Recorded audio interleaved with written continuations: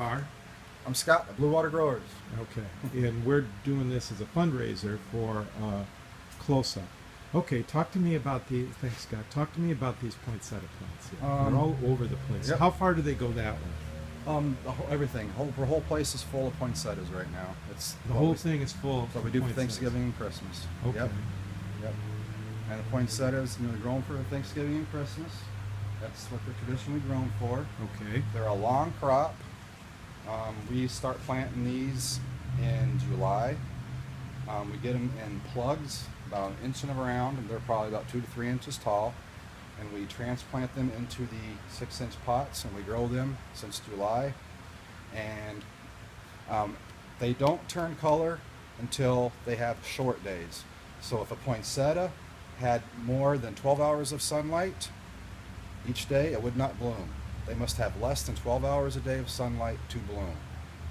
So if you have a poinsettia that still lives until after, so you have it until January, February, it will not bloom again until it gets short days. And short days start at the vernal equinox for for fall and winter. So this Right is about what... So September 23rd. So that's why it's a holiday plant. Yes. Okay. Now you were telling me that we talk about globalization all the time. You get these plugs. Where do you get the plugs from? These plugs, actually the last couple of years, are coming in from Ethiopia. Okay. Ethiopia. And also either Ethiopia or Guatemala. One of those two Now, countries. do you know why Ethiopia? Don't know. That's just almost everything now that comes in as a rooted or an unrooted cutting nowadays is grown offshore in other countries. Are there other, now when we're talking about poinsettias here, but would there other plants come from Ethiopia as well? There probably is, but I'm sure of which ones, because there's so many different rooting stations in the world, so many different plants. When you get them in from Guatemala, or do you know the percentage that comes from Ethiopia as opposed to Guatemala? The rooted cuttings come, I think, from Ethiopia, and the unrooted cuttings, which means that we actually take, what they do is they would actually cut a couple of inches off of the stock plant, Okay. and then they send it to us in a refrigerated box. Oh, so it's bigger.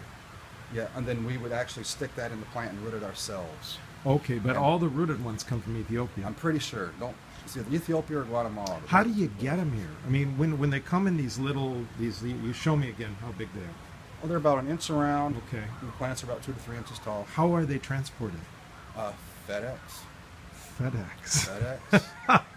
FedEx. So like in a box? Yeah, they come in boxes, big square boxes. And then how By many variety. would be in there? The boxes probably have about 100. And then how many do you get? Like you must get thousands of We boxes. get tons, not thousands, hundreds. We get Hundreds tons, of boxes. Tons of boxes. Then you replant them in Yes. here, and you grow them. What percentage of your business is poinsettias? Not much. I'd say maybe 20%. At this 10 to time of 20. year? Yeah. Yep. No, for all the greenhouses, your biggest percentage of what your gross income is from spring.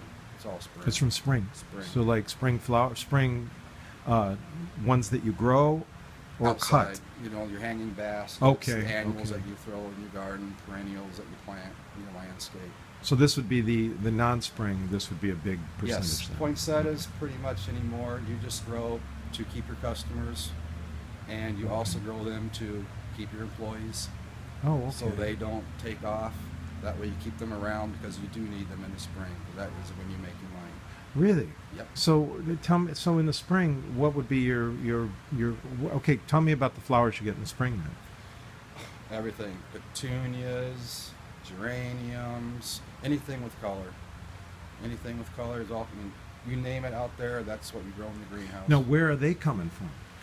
Most of that stuff, if it's rooted, a lot of that stuff comes within the United States, but still a lot of that comes from the same places. It will come from Guatemala or Mexico or Ethiopia. Back to Ethiopia then. Yep.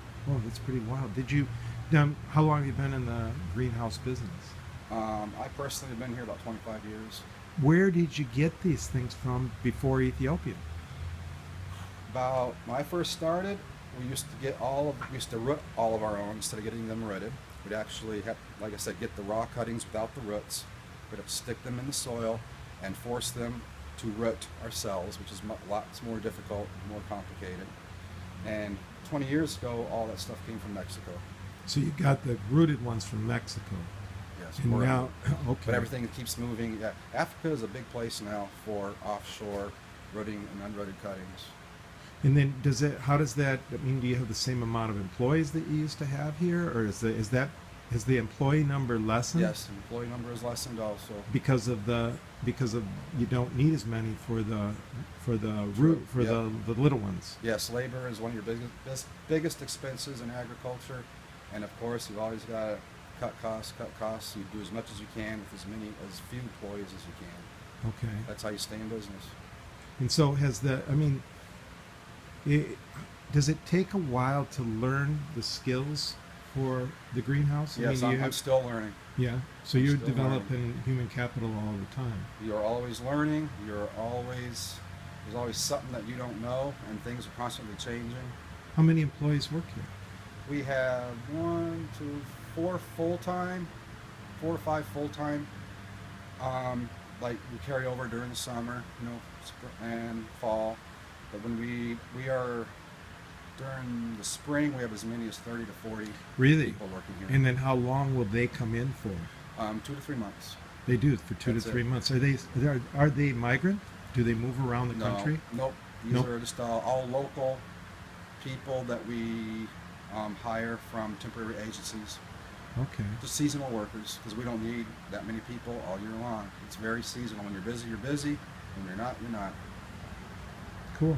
Is the greenhouse are greenhouses, is the greenhouse businesses, are they doing well? Everybody's still in business. It's very difficult. Since 2008, there have been a lot of agricultural businesses that have gone out of business. But probably as of this year, that has stabilized. I've talked to a couple of salesmen that we buy product from, and they said that this was the first year that they did not have a customer of theirs go out of business. Is that because the economy Yes. is stronger than it was? Yes. With everything except wages? Yes. So it has weeded itself out. So that businesses that were strong, if they've made it to this point in agriculture, then they should be okay. Now, what about the competition? I've always thought that there's a problem with competition from the box houses like Walmart and Myers. It's not competition with the big box stores. No? Are you selling to them? Indirectly. Okay. We do, because a lot of the bigger greenhouses, they don't have enough room to supply all the Home Depots and the Lowe's or the Menards, so they hire people like us to grow product for them. So what's the biggest challenge then to staying in the black? Watch every penny.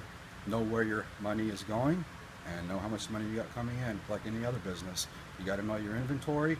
You got to know where your money is going. You got a budget. Cool. Thanks. And this is where we have the close-up poinsettias come from Blue Lake growers in Grand Rapids.